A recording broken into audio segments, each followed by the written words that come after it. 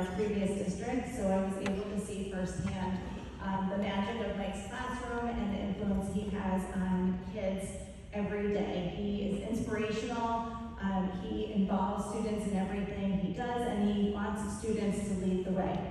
Here in Weston, I know he's had the same impact. I'm going to use the words of Jamie Charles when she submitted his nomination for the Trudeau Award through the Weston Education Foundation. In his 4 years here at Weston High School, Mike Aitkenhead has been a transforming figure in the school, the district, and the Weston community as a whole. He is an incredibly passionate, engaging, and motivating teacher who strives to bring his curriculum to life for his students in ways that inspire them to be agents of change in the world, and that really summarizes Mike. In addition, as a result of the initiatives he develops and supports at the high school, the larger community benefits from his efforts as well. Mike has developed and implemented the AP Environmental Science curriculum, and he is also promoting the Sustainable Solutions course, which is a new course that we're running here at Weston High School. And we're super excited to see all of these student-developed projects that we get the benefit of using and enjoying over the course of the next few years. So without further ado, I introduce to you Weston's Teacher of the Year, Michael Aitkenhead.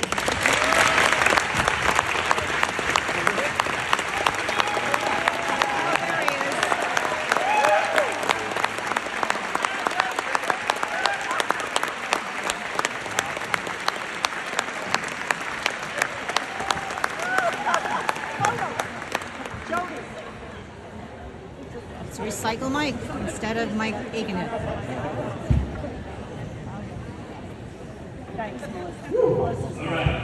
Well, for those that might be a little confused right now by my appearance, I sometimes go by the moniker Michael Recycle. Earth lover, teacher of all things environmental.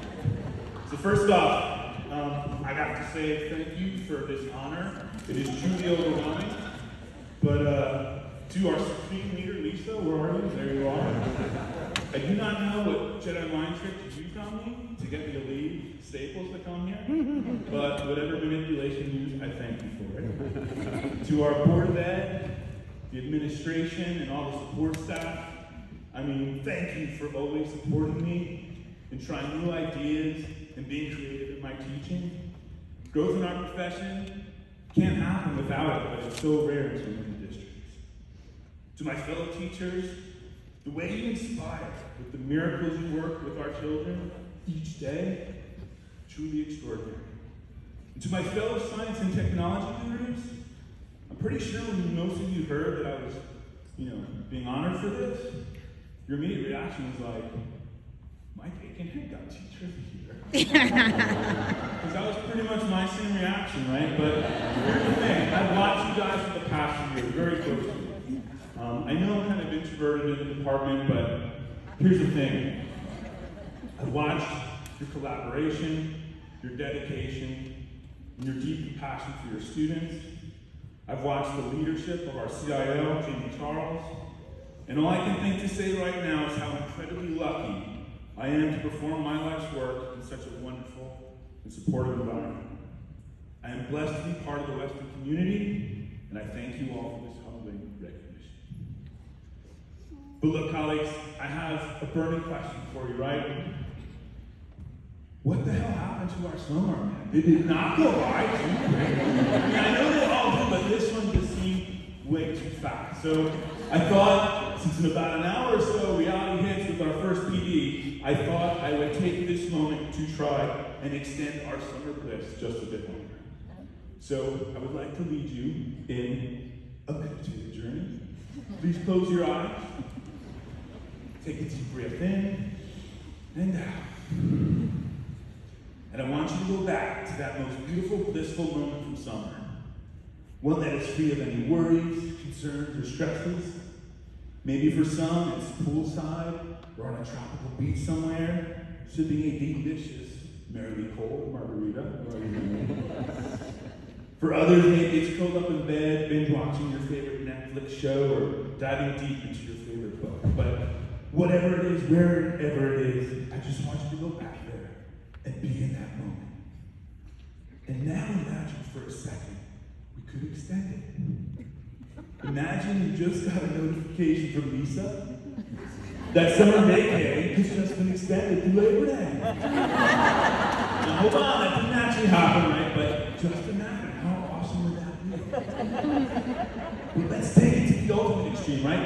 Let's flip the school year. What if instead of 10 months of toiling and 2 months of recovery, what if instead we work 2 months and then spend 10 months of rest, relaxation, and recovery? I mean, that sounds pretty good, right? I mean, if you could picture what society would call making it today, that's about as close to that notion as you're going to get. Imagine getting it all without having to give your all. Enjoying the pleasures, man, without the pain. Well, my fellow colleagues, I submit to you today that we have the ability and potential to offer, as reality, this to our students of Weston. Our talents and expertise as teachers can provide them the path to the good life. And think about it, right? That's why people move to Weston. They know we provide their kids the keys to the kingdom. We lay the path to the finest schools, the most lucrative careers, so that they may one day escape the burdens and tribulations of the world around them.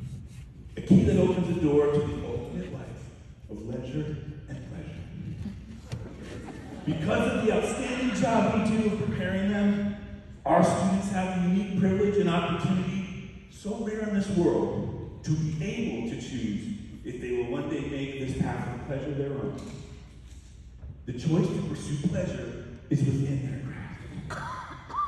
And so, my friends, this is why on Tuesday, I implore you from the bottom of my heart to use all your talents and skills to do everything in your power to ensure that you convince them otherwise. Okay? You must lead your students to reject the good and easy life. So look, in the end, at the end of our days, the full measure of every human life comes down to how we answer one fundamental question: whether to pursue a life of purpose or of pleasure. To spend life serving a cause far greater than ourselves, or to spend life ensuring that we ourselves are being served. Your job for the good of our students and our world must be to convince and inspire our students to pursue the former, to choose purpose over pleasure. Now, don't get me totally wrong. I'm a big fan of fun and a good time. And I'm not saying there isn't an important and necessary place for absolute peace and pleasure in our lives. It's critical and essential from time to time. That summer moment you recalled earlier, you earned it, and you need it to rejuvenate and recharge so that you can go back to doing the important work that must be done. I fear, however, that society has been gradually charming us into worshiping pleasure as the ultimate and often only worthy pursuit. That making it means getting the largest reward through the smallest effort, and gaining the most gratification as immediately and as easily as one can. I kind of see the thinking behind this, right? If some amount of pleasure is good, then it stands to reason that more and more will make us feel much better. But has it? If we examine what's actually happening more closely, I fear this obsession with more and more personal satisfaction is leading us to ever more selfishness and emptiness. Throughout society, certainly, but most disturbingly in our students. Naturally, we want our kids to feel good. But since the frontal cortex is still underdeveloped, I think we've jumped a little too quickly to rely on igniting that powerful pleasure center in their brain. Inundating and indulging them with the instant gratifications at every turn. We reward them prematurely. We seemingly want to protect them from any distressful feelings. So we shelter them from the dangers, discomforts, and bitter truths of the world. And we ease sometimes our expectations of them for fear of the anxiety that high standards may induce. We love our kids, and we've used these tactics with the very best of intentions for them. But I'm worried because while these tactics were intended to make them feel better, in my years of teaching, my observation is that they actually seem to be getting a bit worse.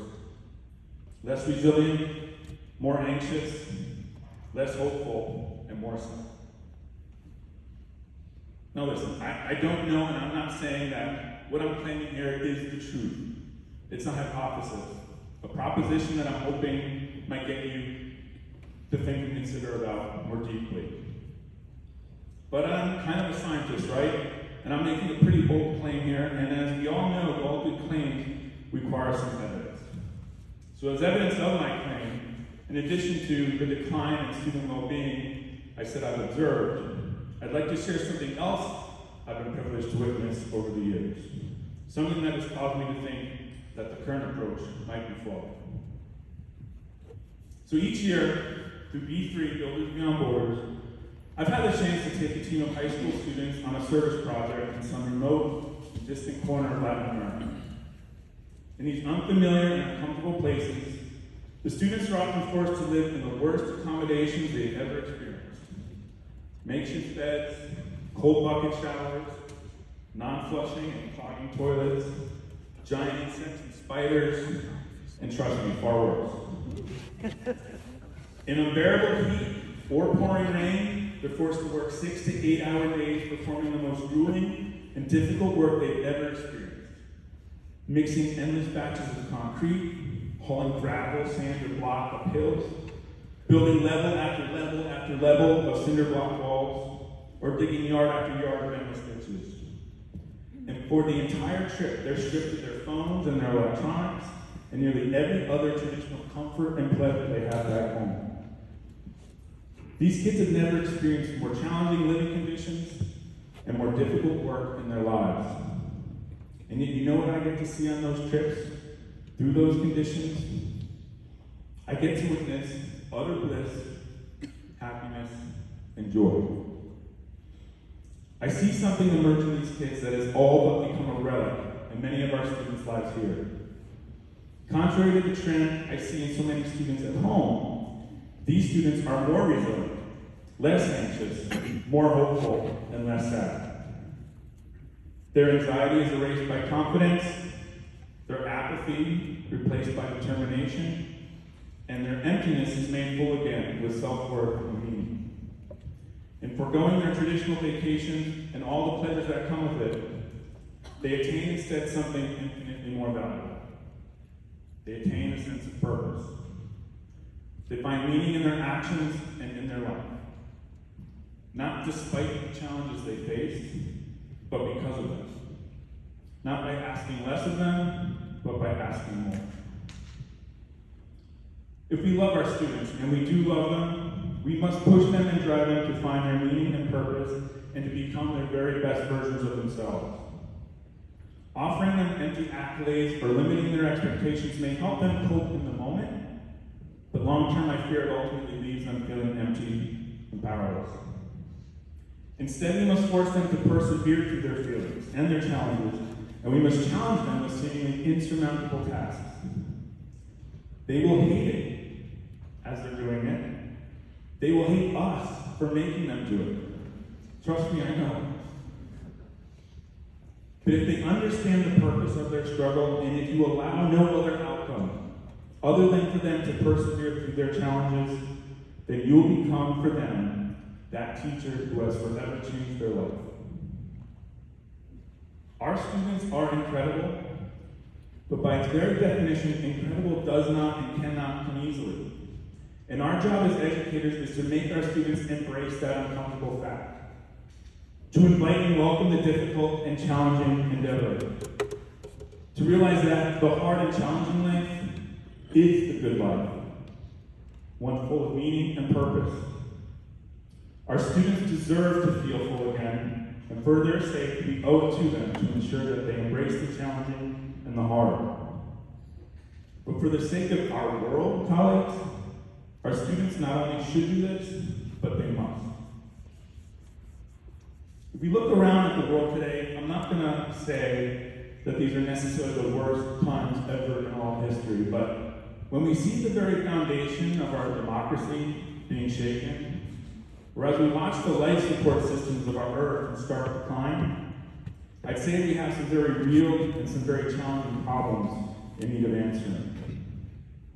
But who is going to do so? Who is even capable of being the answer?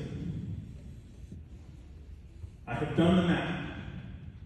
The fact is that we are the teachers of the top fraction of 1%, the elite, the best educated, most talented, most highly supported and capable individuals, not in Connecticut or the US, but of the world.